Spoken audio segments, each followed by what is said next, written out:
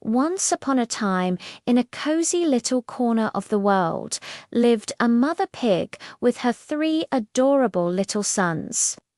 As they grew bigger and stronger, the day came when their mother knew it was time for them to go out and build their own lives.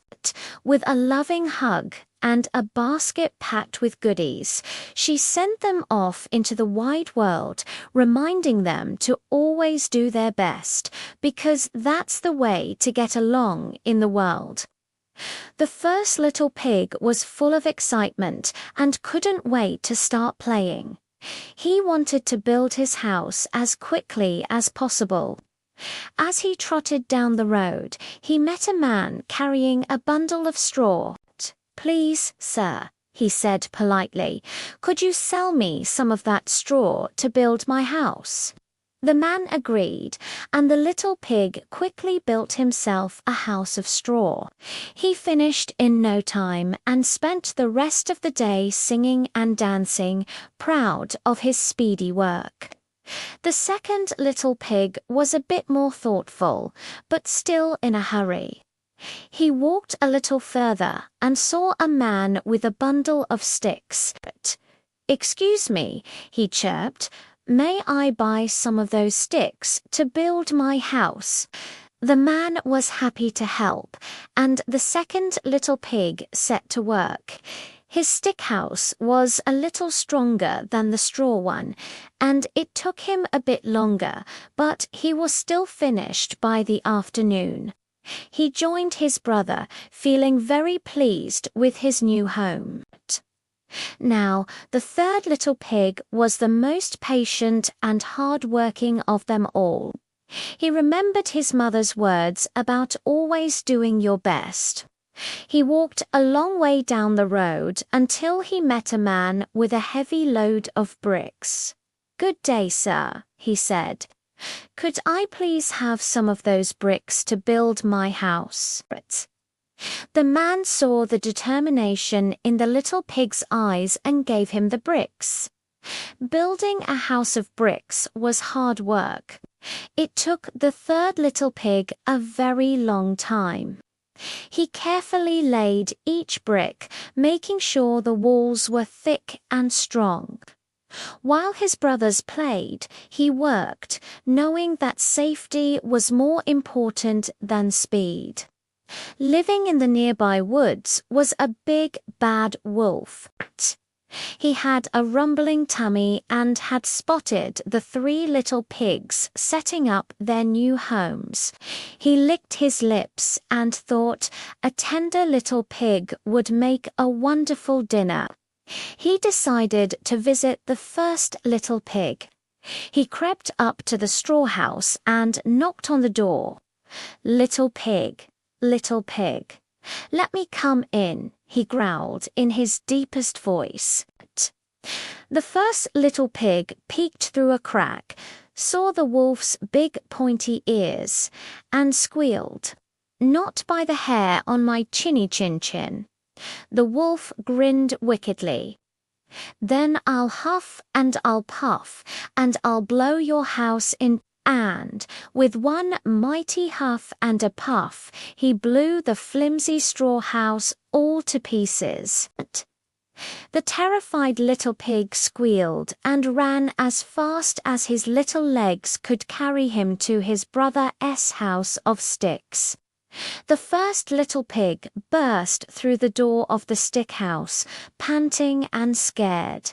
The wolf. "He blew my house down," he cried.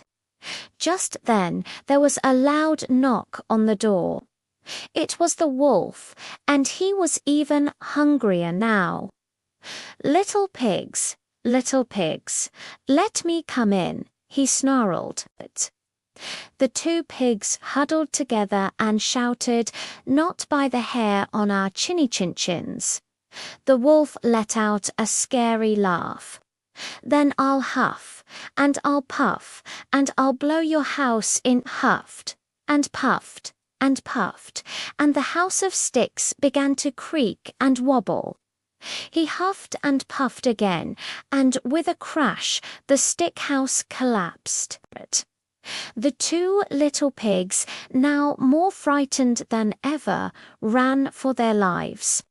They raced all the way to their brother's house of bricks and scrambled inside, bolting the strong wooden door behind them. The wolf.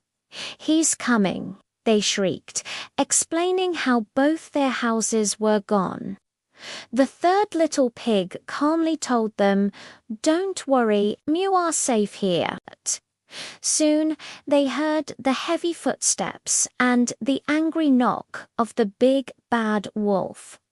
Little pigs, let me come in," he roared, his voice shaking with frustration.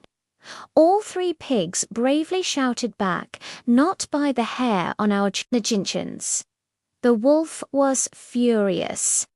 "Then I'll huff, and I'll blow your house in," he bellowed. He huffed and he puffed. Nothing happened. The brick house stood firm. He huffed again and he puffed with all his might, his face turning red. Still, not a single brick moved. He huffed and puffed until he was completely out of breath, but the house was just too strong. The wolf was tired, but he was also clever. He decided to try and trick the little pigs.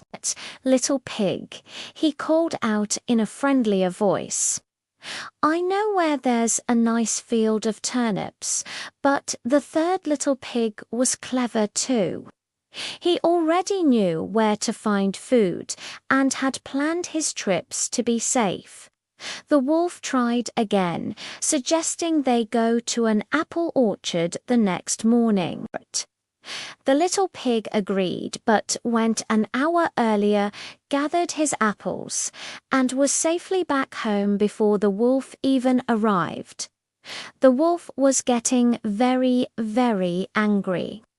Finally, he had one last idea. He climbed onto the roof of the brick house, planning to sneak down the chimney.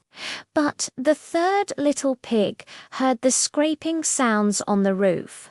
Thinking fast, he told his brothers to help him.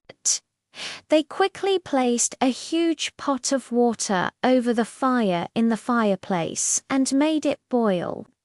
Just as the wolf squeezed himself down the chimney, he fell with a great big splash right into the pot of boiling water. With a yelp of surprise and pain, he shot back up the chimney and ran away into the woods, never to bother the three little pigs ever again. From that day on, the first two little pigs understood the value of hard work and patience.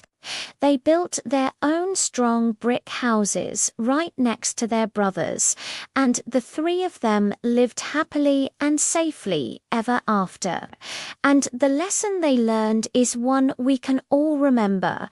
Whatever you do, do it as well as you can,